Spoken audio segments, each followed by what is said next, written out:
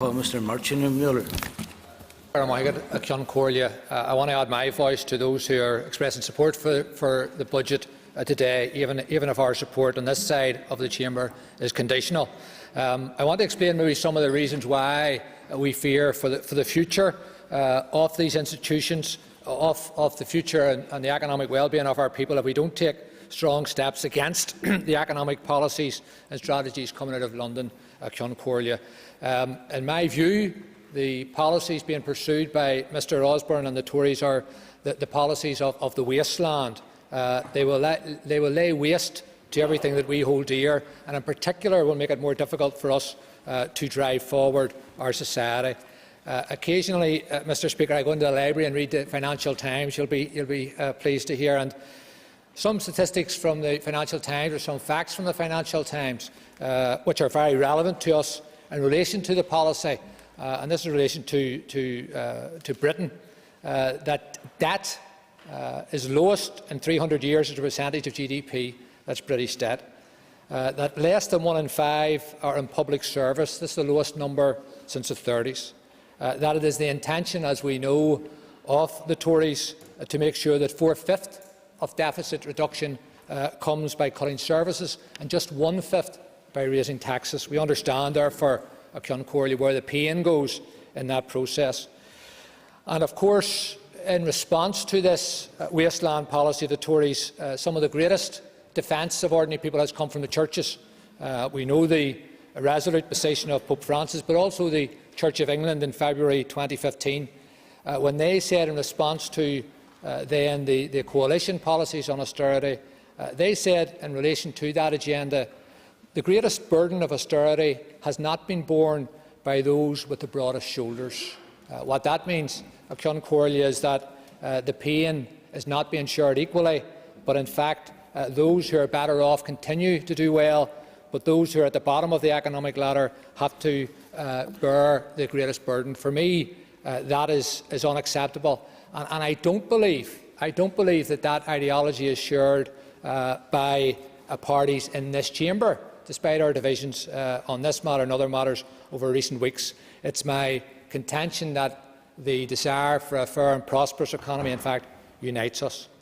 I want to say something as someone who has some involvement in small business and in growing businesses over 20 years. And the theory or the policy of cut does not lead to business development. It is important, and even more important, that we invest in our businesses to grow them, that we skill up, that we cherish the staff and employees who work for our businesses. And instead of that, unfortunately, the approach of the Tories is akin to insisting that everything must be a cut, that there is no other way to drive growth than to cut. It has been my experience in small business at Concordia that is not the case. I would argue that we are now in an era of needless austerity, to use the term that the IMF, the International Monetary Fund, used recently in their memo on austerity being carried forward by Western governments. And that needless austerity certainly will bring, in my view, will set back the British economy. But for us, on the margins, it really will be absolutely and is absolutely devastating. I want to quote, if not the Financial Times this time, to quote Madame Lagarde, the head of the IMF, speaking recently on inequality and on austerity. And she said, in too many countries, economic growth has failed to lift these small boats, referring, of course, to the idiom about a rising tide lifting all boats. In too many countries, economic growth has failed to lift these small boats, while the gorgeous yachts have been riding the waves and enjoying the wind in their sails. In too many cases, poor and middle-class households have come to realise that hard work and determination alone may not be enough to keep them afloat. Concordia, the sources I am quoting would not perhaps be seen as those of the left in any manner of speaking, and yet they too are crying halt to this agenda of austerity. I want, despite the divisions today, and anyone who has listened to the media has heard different party spokespersons disagreeing on the way forward, but I want to talk about what unites us The Finance Minister, speaking at question time on behalf of the First Minister, spoke earlier about her belief that if we don't implement these cuts that are coming down the line from the Tory government, and she estimated perhaps another 350 million targeted welfare, but could be broader than that. And of course there will be additional cuts under Mr Osborne, perhaps as much as another 450, bringing us up to £800 million in cuts between now and 2018. And the Finance Minister has said if we don't implement those cuts, we are doomed. It is my contention that, of course. Pardon me, yes. And if he looks at Hansard, what I did say was that we were doomed if we didn't implement the Stormont House Agreement and welfare reform. And welfare reform, of course, as it currently stands, and not what is coming in the future. Thank you for that clarification. Let me put it in a broader sense. What our colleagues in the DUP have been saying is if we don't accept the agenda from London, if we don't accept there's no money in the kitty, if we don't accept there will be no more investment, then there could be no future for the institutions.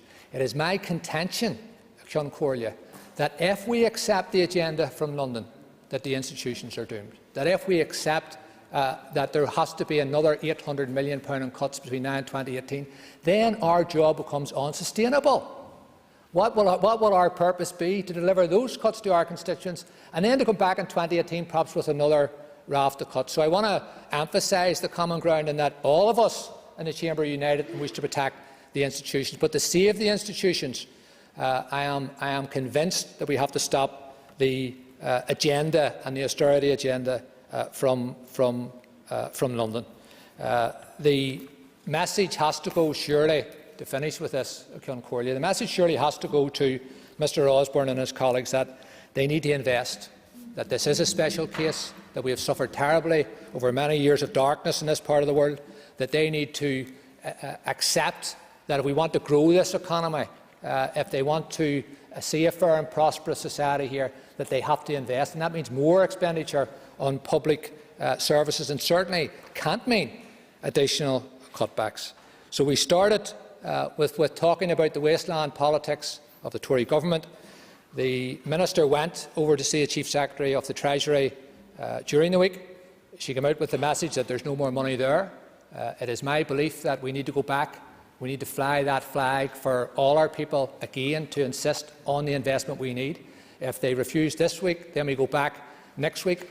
Much stronger, we go back united, and that has to be the aim of all of us, that we can unite around our insistence that we need to invest to grow our economy and to protect our people in the time ahead. And none of us, I think, will shirk from that obligation. If we don't, if the Tories have their way, Ceann Comhairle, I am convinced that the wasteland they will create here will be more awful than anything that T.S. Eliot could have ever imagined. So our job is clear. In my view, we need to unite around the time ahead. We need to have a common platform with which to go to London, and we have to insist that they have to find a way to enable us to grow the economy, to build our society and to build a shared and prosperous future.